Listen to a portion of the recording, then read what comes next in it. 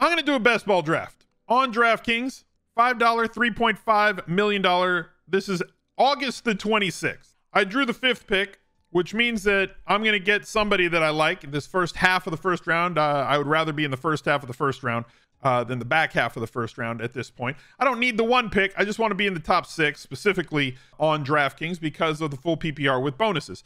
I did do my rankings, but I did them so long ago that they're like no longer viable in terms of being rankings on the site. So once we get past like a certain point, I'm going to have to sort by ADP, and it kind of is what it is. He's a legend.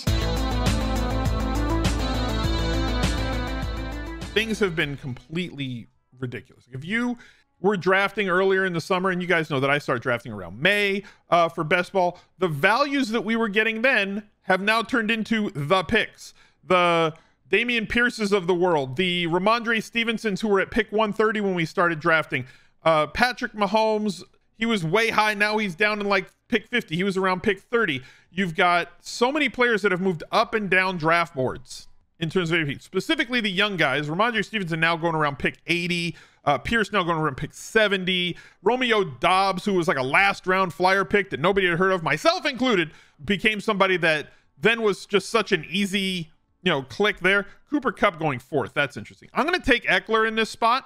And I talked about this on the optimal draft strategy video, that in the top 6 now, I'm leaning towards prioritizing a running back in that top 6. I could have gone with Jamar Chase there. Do love Jamar Chase. And yeah, I don't think he's going to be as efficient this year at converting deep throws into touchdowns as he was last season.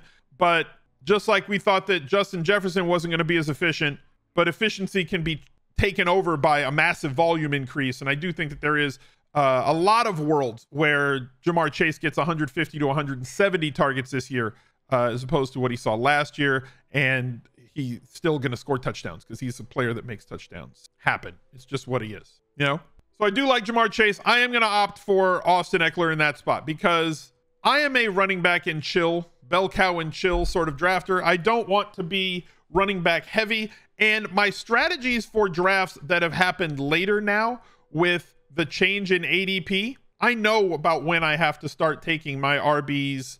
Usually it's my RB3, but it may be my RBs 2 through 5, kind of starts around pick 80. So I got certain things that I have to get done in the first few rounds. And my preferred draft style, I am fine with going 0 RB. I don't like to go robust running back, like 4 running backs in the first 5 rounds. That's not how I draft. If that's how you draft, fine. I think that it's a waste of some massive upside at the pass catcher positions, whether it's on an elite tight end or a superstar wide receiver who has a possibility of 160 plus targets, especially on a site like DraftKings where targets are so valuable, specifically at the running back position, but also everywhere else. They just add up a ton. Burrow was very inefficient last year. No, Burrow was extremely efficient at converting attempts to touchdowns. He was way more efficient than he was in previous years. Now, you could argue that he's going to have the ability to take more shots downfield because they improved the offensive line a lot. And that gets into the argument that I was talking about where volume fixes everything, So like he may not throw for as many completed deep passes, specifically not those that are contested like he did last year, or converting deep passes into touchdowns, but he should have more opportunities to complete long passes because of the improved offensive line that he is going to be playing behind this year. Much like Tom Brady has completed the most downfield passes the last 2 years in the league, specifically for touchdowns as well, because he's played behind a tremendous offensive line. Now this year, that offensive line may not be as solid as it was the last couple of seasons, which has some question marks of how well he's going to be able to produce moving forward. I don't want to show draft it. We're going to, after my pick here, I want to take a look at who's gone. I haven't really been paying attention to see if there was any craziness. DraftKings can get wild. DraftKings drafters, they really like to get loose. They get really, really reckless from time to time. It's just been a thing that has totally happened, and it's happened a lot, especially recently. Like you're starting to see these regular season players, these NFL players come in and like, oh, there's drafting too. I'll do a $5 draft for my league. Javonte Williams at 19 with CeeDee Lamb and Tyreek Hill on the board. Oh, CeeDee Lamb or Tyreek Hill. I believe, like, I wanted Tyreek Hill in this spot. I really did. I really wanted Tyreek in this spot, but like, how do I pass up CeeDee Lamb here? How do I not go with CeeDee Lamb? CeeDee Lamb has a possibility of getting like 185 targets this season. Got to take Lamb. Yeah, that in the second round. I love Lamb. I do. I love Lamb. So let's take a look real quick at the pick history and see if anybody got real reckless in the first round. Chase, Henry, Diggs, Cook, Kelsey, Adams, Harris. No. Mixon, Barkley. Remember we talked about Barkley was like a value at pick 26 all offseason long? He's up to like, I've seen him go in the first round, pick 11 and 12. Javonte is a bit of a reach there. Tyreek goes right after me. Debo, Fournette, Evans. Getting Evans and Fournette, like if you get the one pick, Taylor, McCaffrey, whoever you want there, right? Ending up with Evans and Fournette at the 2-3 turn has been my favorite start from the top of drafts. 1, 2, 3 picks. Like that. If I can get that out of the top 3 picks, I feel like I'm floating on a cloud. Absolutely my favorite start at this point. I was going earlier in the season. I was getting guys like Justin Jefferson and then getting Saquon and Leonard Fournette. Like I have a lot of those type teams. Kyle Pitts goes a little bit ahead of ADP there. Michael Pittman, 28. Eckler, Lamb. I'm not going Josh Allen. I am going to take Keenan Allen here. I'll take an Allen, but it ain't going to be Josh. Especially with CMC at 1, week 17. Yeah, like you get, if you're a week 17 correlator, Ezekiel Elliott at pick 30, Josh Allen. If you're a week 17 correlator, the Carolina Panthers and Tampa Bay Buccaneers play each other late in the season. Tampa Bay also plays Cincinnati in week 15. So you'd have some correlation in a playoff week if you were to go that way. Like if you were to get maybe Jamar Chase and then one of Mike Evans coming back, you have some sort of correlation in one of the playoff rounds, because you can't, if you have all this beautiful week 17 correlation, you get bounced in week 15, it does you no good. Mike Williams, but he's there. Patrick Mahomes at 35. That's high. We're starting to get loose. We're starting to get a little loose, boys. Is it bad to avoid week 14 buys? I'm worried that the top 2 and then you get caught. Yeah, but like everybody has a bye week. Everybody's got a bye week. Whether your bye week comes in week 7 or week 14 really doesn't matter, because every player is going to have a week that they don't play. Now, if you don't have a fieldable roster in week 14 and you've got an anti-sweat and have to hold everybody, Amon-Ra St. Brown at 37 seems aggressive. Juju Smith-Schuster at 38 when he has an ADP of 50 seems aggressive. There's a lot of things happening so far in this draft that are, the Hard Knocks bump. Yeah, look, he does catch 202 balls a day. His dad's a former Mr. Universe. 2 times! You know, those are things that happen. Breece Hall, I'm kind of expecting Breece Hall to slide a little bit, but it's not happening. Like I haven't seen it happen based on the most recent camp news. I would expect him and Etienne to slide a little bit, but it's just not happening. The believers believe. There goes DJ Moore. I was going to take DJ Moore in that spot. Was totally going to take DJ Moore in that. It would have been sweet. I agree. I would have liked that. Here's the list of available players. DraftKings doesn't let me see everything. Jalen Waddle, that was a player I did not want in that spot. Do I want the big splash ability? No, I want both. I want both of those things. I'm going to go with Deontay Johnson in this spot. I don't hate Pittsburgh. I really don't hate this Pittsburgh offense, whether it's going to be one quarterback or the other, whether they go with Pickett, the rookie, whether they stay with, with Mitch. He's going to get his. I do like the snap allocations that we saw so far from him this preseason, where when they're in a 3 wide receiver set, Deontay Johnson is on the field 100% of the time. And when they're in a 2 receiver set, Deontay Johnson's on the field 100% of the time. We've seen a lot of talk about Chase Claypool. We've seen a lot of talk about George Pickens because, there are other guys who are different values. But the one constant while Pickens and Claypool fight for that other side, Deontay is going to be there and going to be open. I have 2 week 9 wide receivers. So week 9 is something I'm going to have to be wary of moving forward. Here's what's on the board. We'll show the pick history so you guys can kind of follow along. A-Rob at 46, Herbert at 47, Jalen Hurts about 20 picks ahead of ADP. He's going in the 60s. Josh Jacobs at 49, Hurts and Jacobs. Any thoughts about Herbert? He's fine. Oh, you mean was I going to take him? No, I would have taken him here, but I wasn't going to take him there, not with those wide receivers on the board. Marquise Brown was a guy that I was hoping was going to make it back to me. He didn't. There goes Lamar Jackson.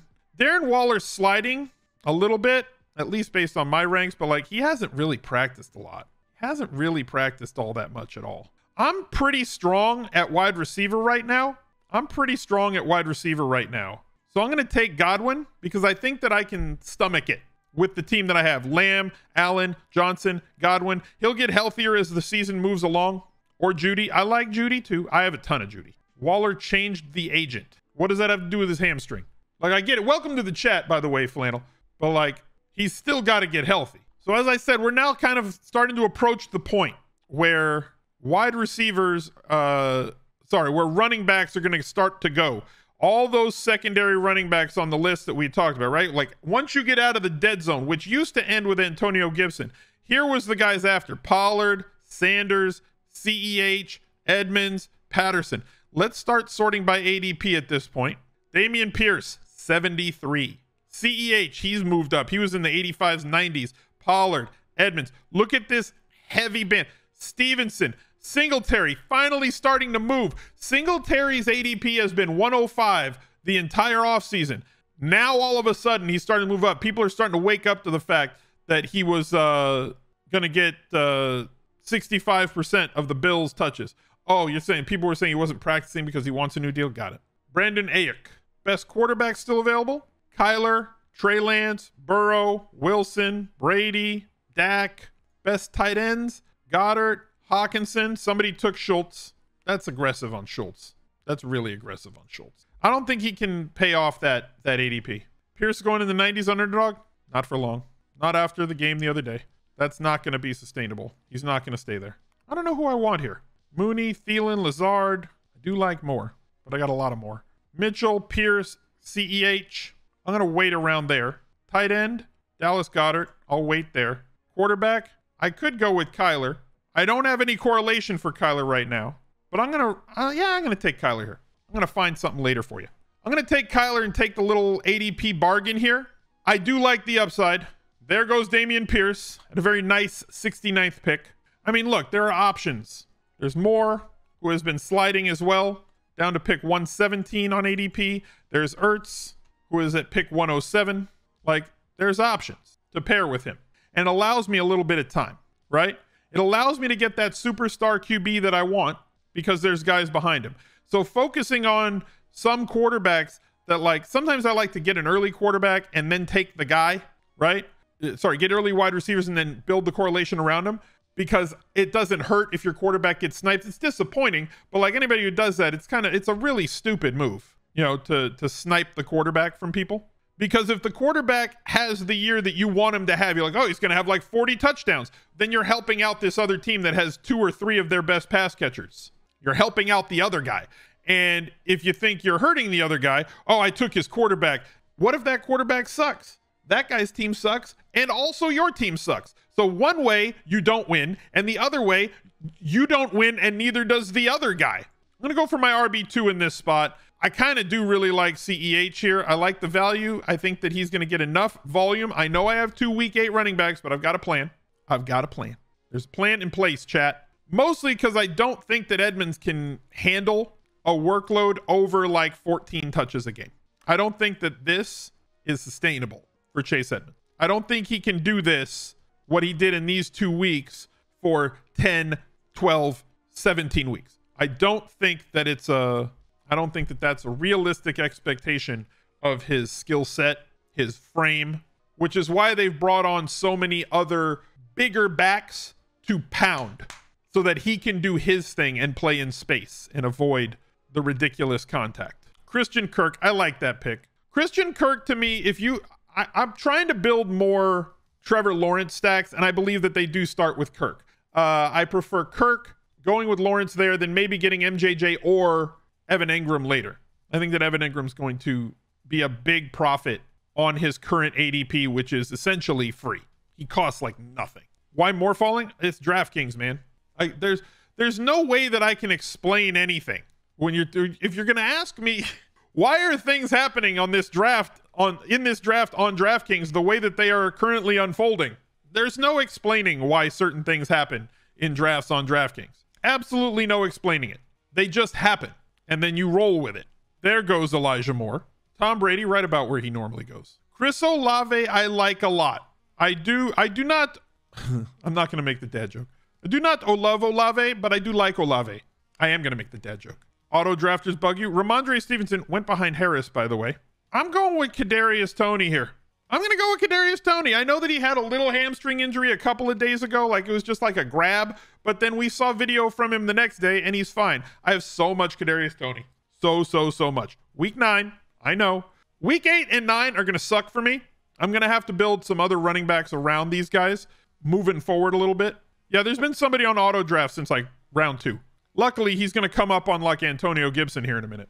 Luckily for us, he's going to come up on Antonio Gibson. Let's take a look at the running backs because I know that you guys are very concerned about running back when I'm rarely concerned on DraftKings about running back. Gibson, Sanders, Cordell Patterson, James Cook, Walker, Gordon, Rashad White, Spiller's falling for good reason. Hines, Madison, Carter at 140. There's still plenty out there. I like Herbert a lot. Robinson at 141.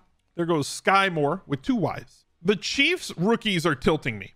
Pacheco, the running back, is wearing Tyreek Hill's number 10, and Sky Moore is wearing like 21 or 24. I don't like that. I don't like that at all. I don't like a wide receiver in the 20s. And if I see 10 on the Chiefs, I'm going to be like, oh, no, it's not Tyreek Hill. I have way too much Spiller. Not me. Chris Donaldson in chat said he has way too much Spiller. Bobby Trees, Cordell Patterson. I'm going to reach a little bit here. Not by much. Half a round. I'm going to make sure that I have a little bit of correlation with my Kyler Murray to go with the Zach Ertz. Give me a little bit of correlation locked in here. Knowing, I don't want to say knowing. I feel I have an idea of where this draft is going. If Sky Moore does well and does not get a sponsorship from Sky Vodka, that is a mega missed opportunity. I agree. Dak Prescott going about 15 picks behind ADP there. Big injury on his offensive line to his left tackle. That offensive line takes a massive hit. It was already worse than it was last season. It does scare me a little bit at this point. Not that it can be overvalued by fantasy football drafters. It matters. But like Joe Burrow put up massive numbers last season and went to the Super Bowl with like the 30th best. Y'all just see what happened? The 30th best offensive line in football. Y'all see what just happened? Romeo Doubs just went 104. There goes Antonio Gibson. Rip to that guy. Romeo Doubs. Love Romeo Doubs. Think he's awesome. 104 feels aggressive. But like that's right in the same range that Pickens is going. And there's always the possibility that a rookie could be a boat, right? People would rather draft, like, you know what Tyler Boyd is. Tyler Boyd is solid. Tyler Boyd is nice. Tyler Boyd gets you 5, 6, 7 targets every game. Doesn't really get you the 100-yard bonus. Probably has a ceiling of like 7 touchdowns, 8 touchdowns in a really, really good year. But he's not a boat. And you always want to draft guys who could be a boat. So him not being a boat, confirmed not a boat, makes him less palatable to most drafters than these rookies who, hey, the rookies could be a boat. They're ranked 6 by Thorne before the injury. And you'd guess, I think he put him in like 20. I think he put them at like 20. No need to fact check me, but like obviously if you're an ETR subscriber, go check that out. And if you're still watching at this point in the draft, thank you for being here. Look, watch time really matters. And I appreciate you guys spending your day watching this video here on the Fantasy Football channel. If you'd take a couple of seconds and make sure that you click that like button, subscribe to the channel, and ring the notifications bell. Even though drafts are going to be done and everything's going to be finished once the season starts, there will be more content on this channel throughout the season. Every Monday, there will be a recap video. Tuesdays, the Rainmakers video is probably going to be on this channel as well. And then I might do some later in the week content. See, Pickens is a boat. Pickens could be a boat. I'm going to go with Brian Robinson Jr. Does not have a week 8 bye week. Has flown up draft boards as he seems to be the running back in favor for the Washington Commanders. I can't say it. I have to force it every single time. I don't stutter, and I was not making fun of people who do stutter. It's me struggling with the name Commanders because it's such a stupid name for a football team. Washington Football Team was a better name.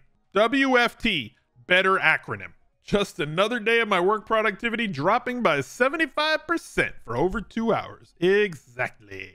Rondale Moore went. I got my, I got my correlation. I don't need over correlation. I do like building massive stacks with 2 or 3 pass catchers along with my quarterback. But like, if it doesn't happen, it just doesn't happen. And I don't feel the need to force it. I'll let it get there if and when it gets there without having to really force my way into it. Top running backs still on the board. Walker, Henderson. There's Isaiah Pacheco at 136. I'm going to wait here. No, I'm not going to wait here. I don't want to wait. I'm going to take Rachaad White. I'm going to take him over Pacheco. I'm going to take him over Ken Walker. The reason I'm taking Rachaad White is the same, it could be a boat situation that we were talking about before, right? Rachaad White is in a situation with Tampa Bay where if something was to happen, he is one snap away from being the man in one of the best offenses in the league, really fast, big back, also has great pass catching chops. Leonard Fournette is certainly going to be the number one guy, but Leonard Fournette is not going to play 100% of the snaps. So he's already that 40% type player of snaps and touches, maybe 35% already. If Leonard Fournette's miss any weeks, if he misses any time at all, Rachaad White steps into a starting role that we know is heavy volume with a quarterback who checks down to his running backs a ton in Arians' offense. So I'm going to take that flyer at this point, not hoping for an injury, but knowing that spike weeks do happen and you want to have running backs that profile in the passing game. One of the announcers called Washington the Commodores the other night. I think Commodores would be a better name than the Commanders. Commanders does not roll off the tongue. It's a bad name. It's a bad name all around. Apologies to any Washington football team fans. It's not your fault. You don't have to defend the name. Like, I think that's kind of the real key here. You don't have to defend the name, the super terrible name that your franchise that you tend to root for picked for you to be a fan of. It's not your fault. I'm like Robin Williams right now in Good Will Hunting. It's not your fault. Don't do this to me, man. It's not your fault. It's not your fault. Football team was weirdly unique. Yes. Numbers on the side of the helmets. Great. Irv Smith. Do like me some Irv. Gesicki. Don't know if he's going to be on that team right now. His name was Alexander Madison. Solid backup. 25-30% guy when Dalvin Cook is there. But if Dalvin Cook misses time, Madison gets work. I'm going to go with Michael Carter in this spot. Michael Carter is the guy that I wanted. It was between Carter and Robinson. Pacheco is fine, but I already have CEH. So I'm not going to go with him. Michael Carter's value has not gone up at all on draft boards. He has not moved, despite him being listed as the RB1 on the New York Jets. And several beat writers that are at practice every day saying that Michael Carter's role on this team is not going to be, or Breece Hall's role on this team is not going to be 85% of the snaps and touches. That they expect it to be somewhere more around a 50-50 or 55-45 split.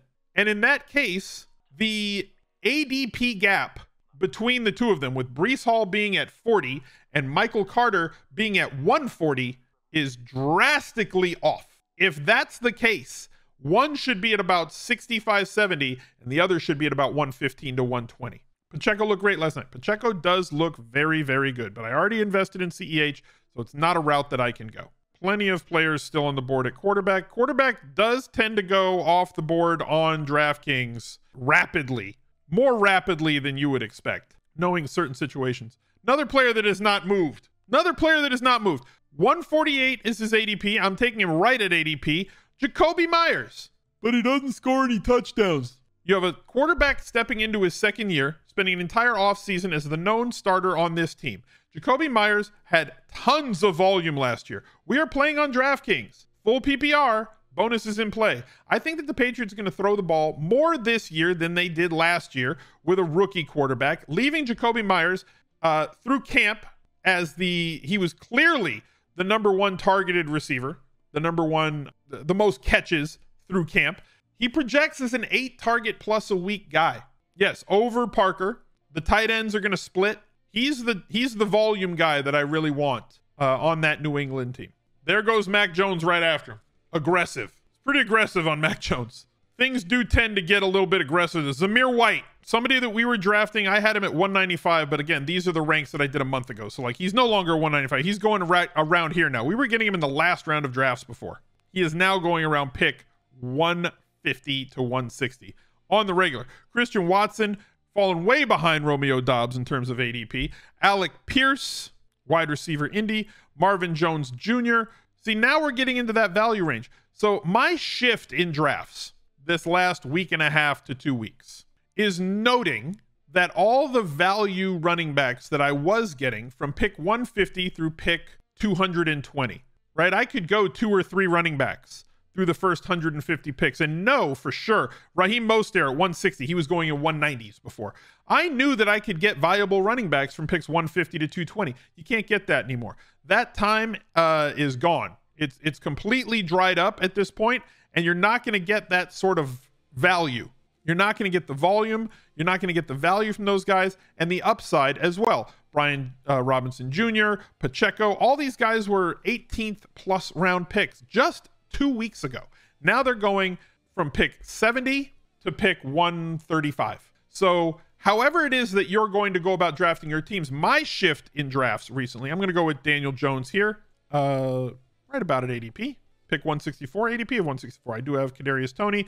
That allows me to have that to go with Kyler Murray, rushing upside with him as well. I'm kind of liking this team. I'm going to have to go with 3 tight ends, I believe, because I waited and did not get a superstar tight end. I typically will go 3 tight ends on DraftKings because of the 20 rounds. So I'm not finding the value at running back, and it really dries up around pick 150 to 160. There are still guys later that I think are fine. Jamal Williams, TDP, Williams on Arizona. Like, there's still guys late, like a last round flyer on Sony Michel, maybe. Eno Benjamin, if you can find him somewhere. Like, there's plenty of players that I still think are like they're fine, but I don't like him at Mike Davis if you think that he's going to get 10 to 15 carries a game and they bring Dobbins along slowly. But like, it's not as easy. So I've shifted on both sides, DraftKings and Underdog. I've shifted towards taking 2 to 3 running backs between picks 100 and 145 to fill everything out. I now have my 5 running backs. There's still value out there at quarterback, or there was. Quarterbacks do tend to dry up. I'll probably end up getting one of these late guys at some point, but they have been drying up a lot sooner, specifically on DraftKings recently. And at tight end, where there's still players available that you can go and attack. Jamal Williams there at 171, about 10, 11 picks behind his DraftKings ADP currently. Hayden Hurst, Double H, ahead of ADP. I'm going to go with Evan Ingram. I said it earlier in the show. Again, right at ADP. It's weird how many players I'm getting right at ADP here. Evan Ingram has been misused for 2+ seasons, and I think he's going to be in a different situation. What if Evan Ingram just had Dallas Goedert's route tree? What if that's how they deploy him this year? If the Jacksonville Jaguars, again, with a super high pedigreed second-year quarterback, utilize and deploy Evan Ingram in the same way that the Philadelphia Eagles in their offense used to deploy Zach Ertz and Dallas Goedert, you'd buy that, wouldn't you? I'm buying that. And I'm not having to get, he has not flown up draft boards. I think his ADP went from like 180 to about 175. So not a big drastic move. But if you were to look at the tight ends, let's show drafted. I'm way happier with Evan Ingram here, at like the 170 pick, ahead of Njoku. I do like Everett. Tunyon's injured. Henry's splitting. Higbee coming off of injury. Aquabunum's had a terrible camp, and it may be the kid and not him. Like, there's a lot of players ahead of him. I like Ingram's value there. I think that not only can he outperform on ADP, but I also think that he can outperform a lot of players that are being drafted 40, 50 picks in front of him, and you do not have to pay the price to go get them. Don't think that it's important. Wandale went there. That's disappointing. I did kind of want to get Wandale. The biggest miss by me, I think, this offseason, in terms of my drafts and allocations and ADP and everything else, has been, like, you could say this was my biggest miss, right? Al, who's the guy that you think is your biggest miss? My biggest miss this offseason has been Jameson Crowder. They brought him in. He was a little bit injured, but I thought that he was going to be the big guy. I thought that he was going to take over that slot role and be a lot more dynamic in that slot role for the Bills offense than Beasley was last season. It does look right now that Isaiah McKenzie has taken over that role, and he did play a lot last game, but McKenzie didn't play. So that's my miss. That's the one regret would be that I was drafting or not the one regret, a regret that I would have, that McKenzie either beat him out for that spot or had an opportunity because of Crowder's early camp injury and impressed enough that they're going to go with the guy who's their known commodity in that same position. Isaiah Likely, I don't want to talk bad about the kid because I have no bad thoughts or wish ill will towards him. But every time I see his name, I want to say, not bloody likely. And that kind of sounds like I think he's not going to do well, which isn't the case. I think he's fine. All right, I got 5 running backs. I usually want to end with 6. So getting Williams here, I think is fine. I'll take him. It's my 6th guy at the position. I typically will draft 6 running backs because of the 20 rounds on DraftKings. The only way I wouldn't is if I went really hyper fragile. And by hyper fragile, I mean drafting 3-4 running backs in the first 5 rounds, which I said I don't do. So like I would draft less running backs if I spent a lot of draft equity on running backs, but because I typically will only draft 2 running backs in the top 10 rounds on DraftKings, I want to have that bench of 4 on any given week, especially on a team like this where both of my ace type guys are 8th round. So like I'm going to have to get starting weeks out of 2 of those running backs in week 8. So hopefully that happens. I don't need Sony Michel on my queue anymore. That was just to show you. Quarterbacks still available. Zach Wilson, Pickett, and then meh. Bunch of nothing. And there goes Zach Wilson. Talk about him and he disappears. There's Eno Benjamin. Like the late round guys are just not, I don't love them. Where I loved them all summer. June and July, we were just hammering all the late round picks from 150 to 200 in our Discord. If you're not in the Discord, jump in there. Smizzle.tv/Discord will take you to that Discord. And if you're a channel member here on YouTube, you get access once you link Discord to your YouTube account via the same email. You get access to basically all of the VIP channels that exist in there. So I'm not going to go 3 QBs in this draft because they just took Pickett, who was going to be the last guy that I was going to take. He's not there. I'm not drafting Trubisky. And I definitely am not taking any of these guys. So it's going to be a 2 QB team. I was going to take a flyer on Pickett there. As I said, you used to have 3-4 QBs in the 20th round that you could pick from on DraftKings. Those times are gone. That's just not there anymore, right? That just does not happen. Got 7 wide receivers. Is he still here? I'm going to take a flyer on Phillips. I'll take a flyer on Phillips. Rookie wide receiver from UCLA on the Tennessee Titans. Don't expect much, don't need much, right? But we're drafting for upside in this spot. He's not fast. He's like a 4.55, 4.6 wide receiver, but he's big bodied. So there is some touchdown upside here, hoping that he could start for us for 1 or 2 weeks as my wide receiver 8 on an extremely deep and talented wide receiver team with CeeDee Lamb, Keenan Allen, Deontay Johnson, Godwin, Tony. Like I've got good wide receiver. I've got volume. So getting an upside rookie, I'm fine with. Not really all that concerned. Tight ends left available. Gronklin and Gronkowski back to back. You got both. Ricky Seals-Jones out for the year. OJ Howard on Buffalo. Be interesting to see how many weeks he ends up with a touchdown, right? The Josh Allen random touchdown to a tight end. That's him now, right? That's who he is. I'm gonna grab Dulcich here. Mentioned how they have not loved Aquabunum. Aquabunum's going to play a lot, but like Dulcich has looked pretty good through preseason and through camp. I'll take a flyer here. He's probably not going to be ready for the first week, but looks like a talent and has fabulous hair. Has absolutely fabulous hair. Jameson Crowder there. Mike Davis after him. This is where people are taking the veteran flyers. My team right now, 2, 6, 8, 3. Typically on DraftKings, I end with 3 quarterbacks, 6 running backs, 8 wide receivers, and 3 tight ends. I'm not going to do that in this draft. There's no point. I mean, I could punt off a quarterback and just say, you know, for upside and just go for one guy. Like, we could make it this. Like, I don't want to, but like Malik Willis would be the guy that like every player is 1 play away. I don't think Malik Willis plays this year. I honestly don't. But man, if he does, it's going to be fun, right? He's going to be a lot of fun if he plays. I could do it just for fun. It's a 20th round pick. There's 2 picks that I would go with here. Chat, it's up to you. Chat, you're going to make the pick. This is where Twitch comes into play. This is where Twitch is going to come into play. Here's your 2 picks. Pick one. Willis or Shepard. 2 picks until we're up. Teddy Bridgewater. Will not happen. Chat, it's on you. Who do you want, chat? Type them in there. Will Fuller just went. We got 1 pick. Sterling, Willis, Shep. 24 seconds. I got 3 Willises. I got more Shep. Shep's winning right now. Another Willis ties it up. Shep. Willis, Shep. Willis, Shep. Pick one, chat. Pick one, chat. All right, you got it. Shepard. I picked Shep. Y'all don't like fun. Chat doesn't like fun. YouTube, they don't. Twitch chat is way too conservative. They're nits. They don't like fun. Anyway, we ended it with a pretty good team. I like this a lot. I do like this build. Kyler Murray, Austin Eckler, CEH, Lamb, Allen, Johnson, Ertz, Godwin, Tony, Robinson, White, Carter, Myers, Daniel Jones, Ingram, and Van Jefferson. We're going to stay because I'm not done reading names. Williams, Phillips, Dulcich, and Shepard. There's upside on this team. There's some fun players on this team. It's all anchored around Kyler Murray putting down the sticks, throwing more touchdowns in 2022. Thank y'all for being here. Drop a like on the video. Subscribe to the channel. Look out for another one right there. He's a legend.